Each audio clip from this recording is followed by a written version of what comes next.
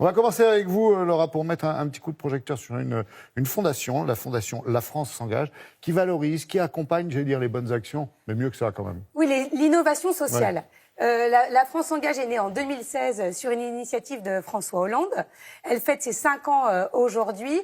François Hollande en est le président. Elle est financée à la fois par les services publics, par des grands mécènes, des industriels et par les associations. Donc elle a un financement assez particulier. Et elle a remis un prix international. Et elle a remis pour la première fois, elle l'a remis la semaine dernière, un prix international. Il faut savoir que généralement, elle soutient des start-up qui justement font la promotion d'actions et d'innovation sociale. Elles sont accompagnées financièrement et là, elles ont donné la chance à certaines associations internationales d'être soutenues également. Donc, on a rencontré une des lauréates. C'est pour l'Afghanistan libre et une des membres de l'association. Oui, les femmes engagées, vous allez voir ce que c'est, l'image qu'on peut avoir de ces femmes engagées, fortes, solidaires. Voilà, c'est un sujet qui m'a beaucoup plu. J'espère qu'il vous plaira autant qu'à moi.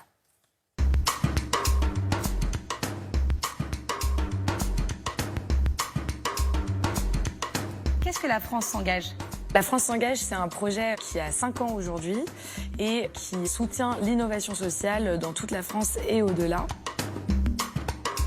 Qui peut participer ? Tout le monde peut participer à condition d'avoir une structure déjà existante et d'avoir une efficacité sociale démontrée.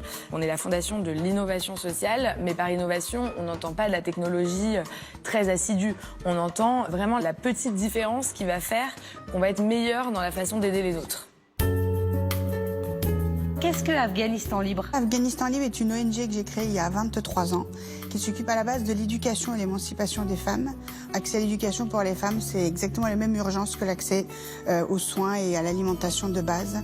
C'est comme ça qu'on évite l'obscurantisme. Parce qu'il ne faut pas oublier qu'aujourd'hui, l'Afghanistan, c'est le pays où il fait le moins bon vivre sur la planète pour les femmes, avec les taux de mortalité les plus élevés à l'accouchement, mais pas seulement, les taux de mortalité infantile, les taux d'analphabétisme les plus élevés du monde. Et pourtant, c'est un pays qui aurait dû s'en sortir.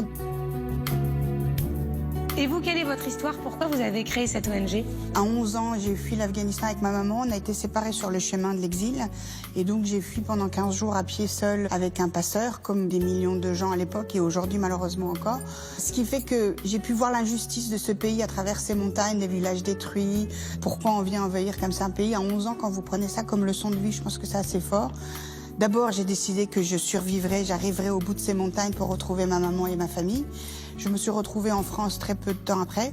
J'ai pu avoir accès à l'éducation, moi. J'ai pu être éduquée, j'ai pu savoir et exister en tant que femme et savoir quels étaient mes droits. Et c'est important pour vous de recevoir l'aide de La France s'engage ? C'est très important d'abord parce que c'est la première année que La France s'engage à l'extérieur de la France. Dans un contexte de mondialisation, c'est normal qu'elle fasse le pont entre les femmes qui aident les femmes à l'autre bout de la planète et les femmes entrepreneurs ici de ce côté de la planète. Donner aujourd'hui accès à 400 femmes, demain j'espère à 800, aux panneaux solaires qu'on a mis en place dans ces écoles où il n'y a même pas d'électricité dans ces villages. On leur donne une formation digitale. On s'est rendu compte que c'est pas juste base de données informatiques, c'est qu'elles sont tellement douées qu'on a lancé le programming et le coding. Donc si dans 2 ans, on est capable dans un pays comme ça, mettre 800 jeunes femmes éduquées, c'est une manière politique indirecte d'essaimer les bonnes étoiles de toutes ces jeunes femmes et de leur donner accès à une liberté, une indépendance. C'est beau. Ouais, c'est solidaire. Chez Keba, chez Mick, on vient de voir dans le reportage. Femme exceptionnelle. Et alors, pour les prix internationaux, l'enveloppe n'est pas la même que pour les startups qui bénéficient de 300 000 €. Donc, si vous êtes mécène et que vous avez envie de donner à La France s'engage, n'hésitez pas. Flora Gebali, qu'on a vu dans le sujet, est tout à fait preneuse de nouveaux mécénats. Voilà. Et puis, il faut savoir aussi que selon les pays où la Fondation s'engage, les sommes allouées et nécessaires ne sont pas toujours aussi importantes qu'on pourrait l'imaginer. C'est vrai. Merci en tous les cas, Laura, à chaque fois de nous faire part de ces actions solidaires.